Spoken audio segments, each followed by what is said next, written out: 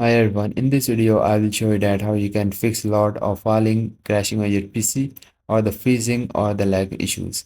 Guys, I will show you a very effective solution that definitely fix your problem. So first make a right click on your taskbar, you will see the task manager, open it. And guys here just close all the background application. Now you will see the memory or the CPU on the top.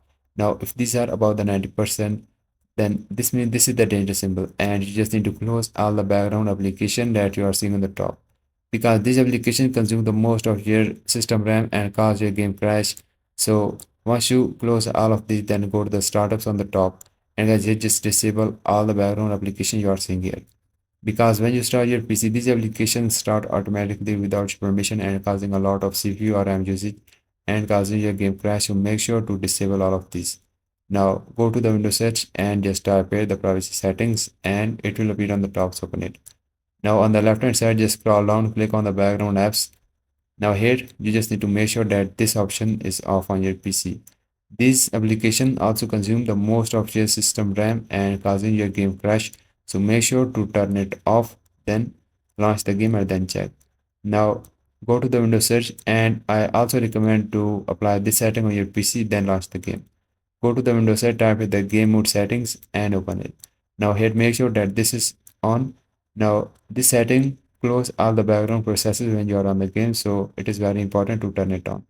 Now the next important setting is the system configuration. So go to the Windows search, type here the system configurations and open it.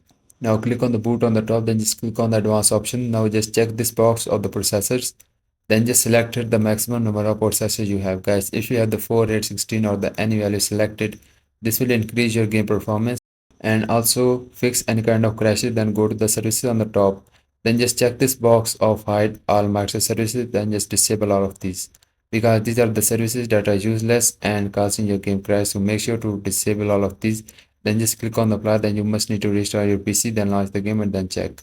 If your problem is still not fixed, then you just need to update your operating system.